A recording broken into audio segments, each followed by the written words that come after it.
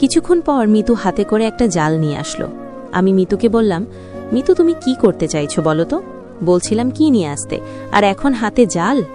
মিতুর পিছনে আন্টি এসে বলল, বাবা অনেক দিন হলো পুকুর থেকে মাছ খাওয়া হয় না, তোমার নাকি অনেক দিনের শখ মাছ ধরার। আমি মিতুর দিকে অসহায় দৃষ্টিতে তাকিয়ে বললাম, এখন কি আমি পানিতে নামবো বলো? পানিতে নামলে কিছু হবে না স্যার, আপনি নিচে থাকবেন, আমি ওপরে। কোনো কিছু নেই তো পুকুরে আবার? আরে এত ভয় পান কেন, কিছুই নেই। কি আর করার, মিতুর কথা মতো পানিতে নেমে গেলাম, আর মিতু পানির উপরে। হঠাৎ কোথায় থেকে রিয়া এসে বলল, বাহবা মিতু, আজকে তুই তোর স্যারকে পানিতে নামিয়ে দিলি। মিতু রিয়াকে দেখে মুখ বাঁকিয়ে বলল, তরে এখানে কে আসতে বলেছে? আমি বলছি না তুই আমাদের বাসায় আসবি না। আন্টি মিতুকে ধমক দিয়ে বলল, তুই চুপ থাকতো। আর বুঝি না তোরা দুইজন সবসময় এত ঝগড়া করিস কেন বলতো?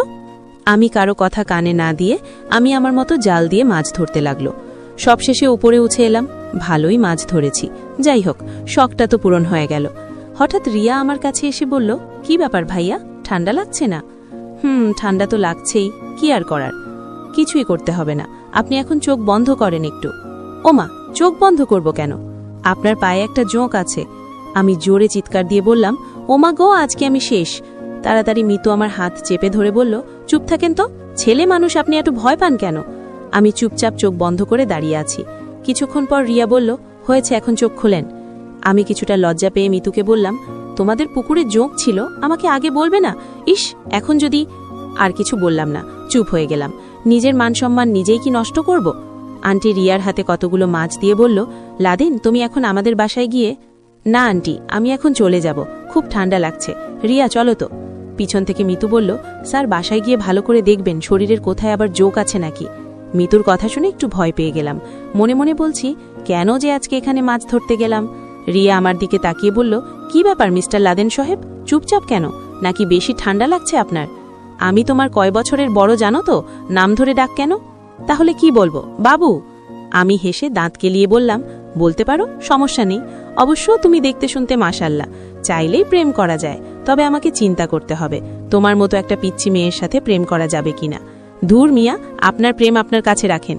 যেই না চেহারা, কুত্তা দেয় না পাহারা, আবার বলে প্রেম। আজকে চেহারা খারাপ বলে অপমান করলে মিতু। ইস, কষ্ট পেয়েছেন বুঝি ভাইয়া? কষ্ট তো পাওয়ার কথাই, মায়ের খাইছেন কখনো? আমি রিয়ার কথা শুনে কিছু বললাম না, চুপ হয়ে গেলাম। শুধু বললাম, আজকে কি রান্না করবে? আপনি কি খেতে ভালোবাসেন? আমার মাছের ভর্তা খুব ভালো লাগে। তাহলে চাচিকে এটাই করতে বলবো নে। তো আজকে কলেজ কেমন গেল?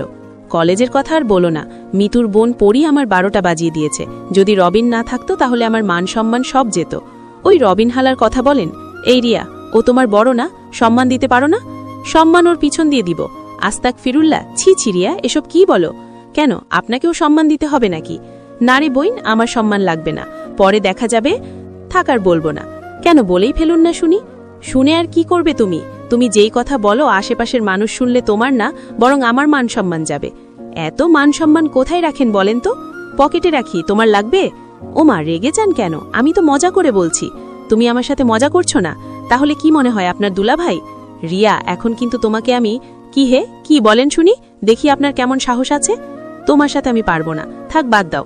রবিনের ফোন নাম্বার নিতে মনে ছিল না, একটু জোগাড় করে দিও তো। 1000 টাকা লাগবে, দিতে পারবেন? যদি দেন তাহলে দিব, নইলে আপনি আপনার রাস্তা মাফেন। তোমার কপালে খুব দুঃখ আছে এই বলে দিলাম রিয়া। রিয়া হাসি দিয়ে বলল, আমার কপালে আবার কিসের দুঃখ? আমার কপালে সুখ আছে মিয়া। এখানে আসছিলাম আপনাকে একটা কথা বলতে, কিন্তু এখন বলবো না, আগে গোসল করে ফ্রেশ হন, পরে বলবো। বাসার নিচে এসে বললাম, আচ্ছা আমি এখন গেলাম। গিয়ে তাড়াতাড়ি গোসল করেন, আপনার সাথে জরুরি কিছু কথা আছে। আচ্ছা ঠিক আছে। আমি সরাসরি ওপরে চলে গেলাম। ওপরে গিয়ে ওয়াশরুমে ঢুকে গেলাম। ফ্রেশ হয়ে যেই বিছানায় শরীর হেলিয়ে একটু ঘুমাবো, তখন বাহিরে থেকে রিয়া বলল, আমাকে ভিতরে আসতে হবে নাকি আপনি আসবেন? নিজের চুল নিজেই টেনে বললাম, এই মেয়েই তো এক পাগল, সাথে আমাকেও পাগল বানাবে। পাগল তো হয়েই গেছি, কেন যে পাভেলের কথা শুনে এখানে আসতে গেলাম? দরজা খুলে বাহির হয়ে দেখি রিয়া দাঁড়িয়ে আছে। আমি রিয়ার পাশে দাঁড়িয়ে বললাম, বল রিয়া, কি হয়েছে? রিয়া আমার কথা শুনে খুব স্বাভাবিকভাবে উত্তর দিল, জানেন আমার বিয়ে ঠিক হয়ে গেছে। এত মজা করো কেন বলো তো? মাত্র গোসল করে রুম থেকে বের হয়েছি, আর তুমি এসেই শুরু করে দিলে। সত্যি বলছি, আমার বিয়ে ঠিক হয়ে গেছে। এবার আমি রিয়ার দিকে তাকিয়ে বললাম, সিরিয়াসভাবে বলছো নাকি? রিয়া এবার মুচকি হাসি দিয়ে বলল, আমার বাবা মা আমার বিয়ে ঠিক করে ফেলেছে, তবে আমি যাকে পছন্দ করি তার সাথেই আমার বিয়ে ঠিক হয়েছে। জানেন, দীর্ঘ বছরের প্রেম আমাদের। আমি এবার অবাক হয়ে রিয়ার দিকে তাকিয়ে বললাম, মাথা কি তোমার খারাপ হয়েছে নাকি আমার মাথা খারাপ হয়ে গেছে? আরে আমি কি আপনার সাথে মজা করছি বলে মনে হয়? আমি সত্যি বলছি। এত অল্প বয়সে তোমার? তো কি হয়েছে, 2 দিন পর একটা বাচ্চা হলে বুঝি তখন আমার অল্প বয়স থাকবে? এবার আমি সত্যি সত্যি বিশ্বাস করলাম যে রিয়া সত্যি কথাই বলছে। রিয়ার দিক থেকে চোখ সরিয়ে সামনে তাকালাম। এতক্ষণ মনটা ভালো ছিল, কিন্তু রিয়ার কথা শুনে এখন মনটাই খারাপ হয়ে গেল। এখানে যখন আসছে তখন রিয়াকে প্রথম দেখেই আমি ওর প্রেমে পড়ে গেছি। রিয়া মেয়েটার বয়স হয়তো অল্প হতে পারে, কিন্তু ও খুব কিউট, ওর পাগলামো আমার কাছে খুব ভালো লাগে। একবার আমি আমার পরিবার হারিয়ে ফেলেছি, এখন হয়তো যেই একটু আশা করছিলাম সেটাও হারাবো। না না, আর ভাবতে পারছি না। চোখের কোণায় অল্প অল্প জল এসে গেছে। আবার রিয়া আমাকে প্রশ্ন করল, আপনার মুখটা এমন কালো হয়ে গেছে কেন? আমি কোনো মতে চোখের পানি লুকিয়ে বললাম, একটা জিনিস বুঝলাম না রিয়া, হঠাৎ এত তাড়াতাড়ি তোমার বিয়ে? আসলেই হয়েছে কি, আমার আব্বু খুব অসুস্থ, এজন্য তিনি চান আমাকে বিয়ে দিয়ে তার দায়িত্ব কমিয়ে নিতে। ভালোই হয়েছে, কি বলেন? আন্টি এসব জানে? জানে বলেই তো আপনাকে বলছি। নিচে চলো। কিন্তু কেন? আমি রিয়ার কোনো কথা না শুনে নিচে চলে গেলাম। গিয়ে দেখি পিচ্চি বাচ্চাটা খেলা করছে। আমাকে দেখে বলল, আপনি সেই দিনের পাগল না? আমি মজা করে বললাম, আমি সেই দিনের পাগল, আজকে তোমার নুনটুন কেটে নিতে এসেছি। ছেলেটা আমার কথা শুনে দৌড়ে ভিতরে চলে গেল। কিছুক্ষণ পর আন্টি এসে বলল, আস বাবা, বস এখানে। আমি আন্টির কথা শুনে সোফায় বসলাম। রিয়া এসে আন্টির পাশে দাঁড়ালো। আন্টি আমার দিকে তাকিয়ে বলল, বাবা, কিছু বলতে এসেছো? আসলেই আন্টি, রিয়া বলল ওর নাকি বিয়ে ঠিক হয়েছে। বাবা, ওর বাবা তো খুব অসুস্থ, এজন্য ওর বিয়ে তাড়াতাড়ি হয়ে যাচ্ছে। কিন্তু আন্টি, একটা বিষয় বুঝতে পারছেন, ও কতটা পিচ্ছি একটা মেয়ে। এই বয়সে যদি বিয়ে দেওয়া হয় তাহলে ওর যে কোনো সমস্যা হতে পারে। আন্টি শুধু বলল, কি আর করব আমি বাবা, ওর বাবার মুখের উপর কেউ কোনো কথা বলতে পারে না, বললেও শুনতে না। আন্টি, একবার বিষয়টা চিন্তা করে দেখেন, রিয়ার কি এখনো বিয়ের বয়স হয়েছে? আপনিই বলেন। রিয়া কিছু বলার আগেই রিয়াই বলল, আপনি এখানে এসব বলতে এসেছেন?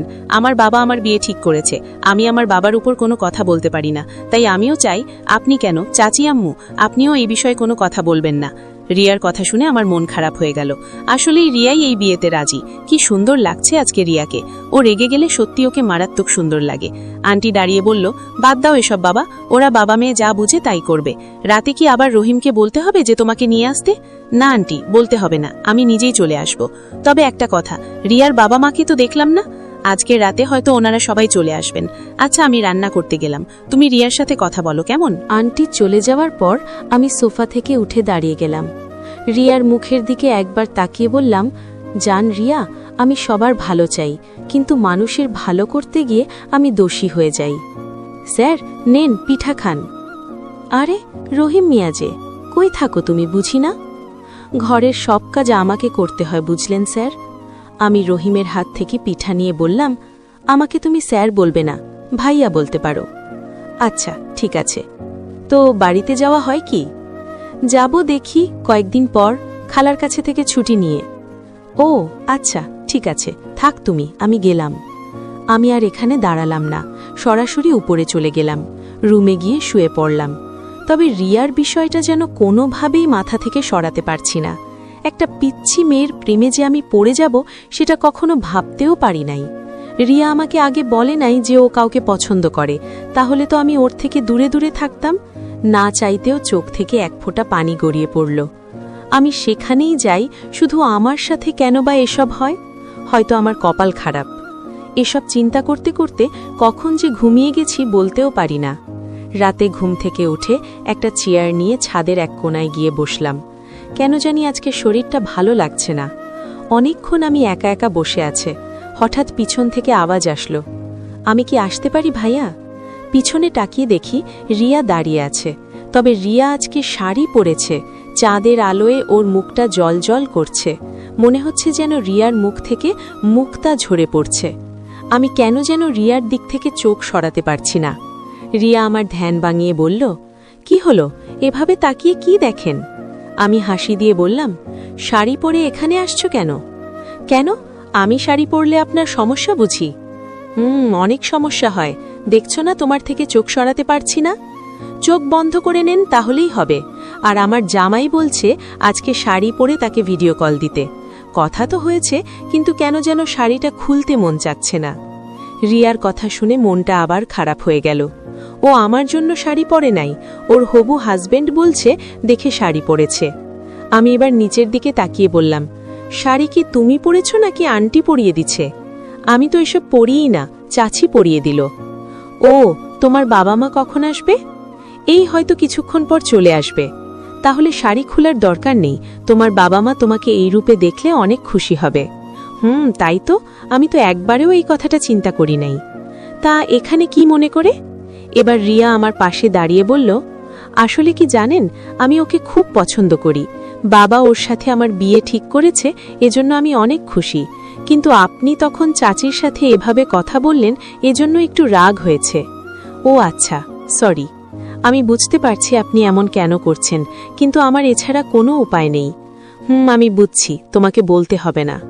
একটা প্রশ্ন করব আপনাকে। বলো। আপনার গার্লফ্রেন্ড নাই?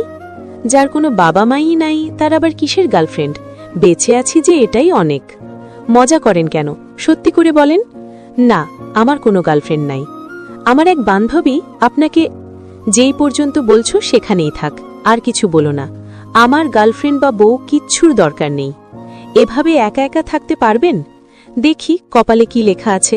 যাকে চেয়েছিলাম তাকে তো আর পাবো না। কার কথা বলছেন? হঠাৎ করে দেখি ফোনটা বাজতে লাগলো। ফোন রিসিভ করতেই ওপাশ থেকে আওয়াজ এলো, কি খবর লাদেন তোর? আরে রবিন যে, তুই আমার ফোন নম্বর কিভাবে পেলি?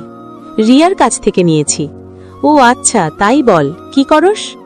রেস্টুরেন্টে আছি গার্লফ্রেন্ডের সাথে। ও, তোর তো আবার গার্লফ্রেন্ড আছে, মনেই ছিল না। তা ভাবি কেমন আছে?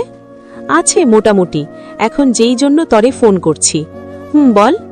কালকে সকালে কলেজে একটা অনুষ্ঠান আছে, সিনিয়ররা বলল আগে যেতে। তো এখন চলে যাব, যাবি? ধুর বেটা, মজা করিস না। আমি সকালে এসে তরে নিয়ে যাব, তুই রেডি থাকিস। আচ্ছা ঠিক আছে। রবিন ফোন রাখার পর রিয়া বলল, রবিন ফোন করছিল? তো কি বলল? সকাল সকাল কলেজে যেতে, কি নাকি একটা অনুষ্ঠান আছে নাকি। এখন আবার কলেজে কি অনুষ্ঠান? কি জানি। আচ্ছা থাক, এসব বাদ দেন, নিচে চলেন, চাচি হয়তো অপেক্ষা করছে। আজকে তো খেতে মন চাইছে না রিয়া। মনকে কি ধরি দিয়ে বেঁধে নিয়ে যেতে হবে নাকি? কেন জানি আজকে ভালো লাগছে না। কি করলে ভালো লাগবে? তুমি যাও, আমি আসছি। এখন আপনি কি চান আপনাকে ধরে নিচে নিয়ে যাই? তুমি খুব জেদি একটা মেয়ে, এমন কেন করো বলো তো? আমার ভালো লাগে এমন করতে। কেন, আপনার কোনো সমস্যা? না, আমার আবার কিসের সমস্যা হবে? লুঙ্গি এভাবে পরে কেউ? আসেন আমি পরিয়ে দেই। রিয়ার থেকে কিছুটা দূরে গিয়ে বললাম, আমি আমার মান সম্মান বুঝি তোমার হাতে তুলে দেবে? হ্যাঁ, ভুল করছি। সেই দিন যদি খালি ভিডিওটা করে রাখতাম। চুপ করো তো রিয়া। আমার বান্ধবীরা কি বলে জানেন? কি কয়? বলে ওদের নাকি খুব শখ আপনাকে বিনা কাপড়ে দেখার। আস্তাগ ফিরুল্লাহ, ছি ছি, ভালো হতে বলবে তোমার বান্ধবীদের। ভালো মানুষের দাম নাই, জানে না। হঠাৎ করে ছাদে আন্টি এসে বলল, কি ব্যাপার লাদেন, কি নিয়ে কথা হচ্ছে? আন্টি, আপনি আপনার মেয়েকে নিয়ে এখান থেকে জানতো, ও আমার মাথা খেয়ে ফেলেছে। মাত্র তো মাথা খেলাম, আরও অনেক কিছু খাবার বাকি আছে। আন্টি হাসি দিয়ে বলল, রিয়া নিচে যা, তুই গিয়ে টেবিলে গুছিয়ে রাখ, আমার লাদেনের সাথে কিছু কথা বলি। রিয়া আন্টির দিকে তাকিয়ে চলে গেল। রিয়া চলে যাওয়ার পর আন্টি আমার হাত ধরে বলল, বাবা, তোমার কাছে একটা হেল্প চাইব, করতে পারবে তো? আন্টি বলে, আদেশ করব, আমি আপনার ছেলের মতোই, শুধু বলেন আমাকে কি করতে হবে। এবার আন্টি একটু দূরে গিয়ে বলল, আমি জানি রিয়া অনেক আগে থেকে এই ছেলেটার সাথে প্রেম করে। ও পিচ্ছি একটা মেয়ে, ওকে বুলিয়ে বালিয়ে পটিয়ে নিয়েছে। কিন্তু বাবা, আমি খোঁজখবর নিয়ে দেখেছি ছেলেটা জুয়া খেলা, বাবা মার টাকা ওড়ায়, আর রাত হলেই যেখানে ইচ্ছা সেখানে মাস্তি করে। রিয়াকে তো এসব বললেও বুঝবে না। শুধু ওকে এতদিন আমি নজরে নজরে রাখছি, যেন ওর কিছু না হয়। জানি না ওর বাবাকে কিভাবে রাজি করিয়েছে। এখন আমি তো কাউকে কিছু বলতেও পারছি না, তাই তোমার কাছে বললাম, যদি তুমি। আমি কিছুক্ষণ চিন্তা করে বললাম, আপনি চিন্তা করবেন না, আমি আগে খোঁজখবর নিয়ে দেখি, যদি সত্যি হয় তাহলে আমি আমার জীবন দিয়ে হলেও রিয়াকে রক্ষা করব। আন্টি হাসি দিয়ে বলল, তুমি আমার একটা চিন্তা দূর করলে, ধন্যবাদ বাবা। এখন নিচে চলো খাবার খেতে। আন্টি চলেন। আন্টির বাসা থেকে খাবার খেয়ে উপরে এসে ঘুমিয়ে গেলাম। সকালে গল্পটি এই পর্যন্তই। তো পরবর্তী পার্ট একটু পরে আপলোড দেওয়া হবে। তো যারা যারা আমার চ্যানেলটি এখনও সাবস্ক্রাইব করেন নাই, সাবস্ক্রাইব করে রাখুন এবং বেশি বেশি কমেন্ট করেন এবং লাইক করে পাশে। কিছুক্ষণ পর মিতু হাতে করে একটা জাল নিয়ে আসলো।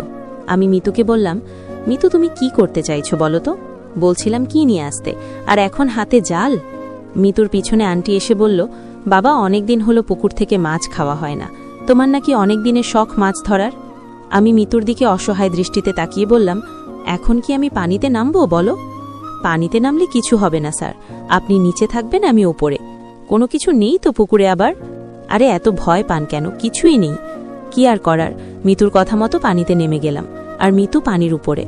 হঠাৎ কোথায় থেকে রিয়া এসে বলল, বাহবা মিতু, আজকে তুই তোর স্যারকে পানিতে নামিয়ে দিলি। মিতু রিয়াকে দেখে মুখ বাঁকিয়ে বলল, তরে এখানে কি আসতে বলেছে? আমি বলছি না তুই আমাদের বাসায় আসবি না। আন্টি মিতুকে ধমক দিয়ে বলল, তুই চুপ থাকতো। আর বুঝি না তোরা দুইজন সবসময় এত ঝগড়া করিস কেন বলতো? আমি কারো কথা কানে না দিয়ে আমি আমার মতো জাল দিয়ে মাছ ধরতে লাগলো। সবশেষে উপরে উঠে এলাম, ভালোই মাছ ধরেছি। যাই হোক, শখটা তো পূরণ হয়ে গেল। হঠাৎ রিয়া আমার কাছে এসে বলল, কি ব্যাপার ভাইয়া, ঠান্ডা লাগছে না? ঠান্ডা তো লাগছে।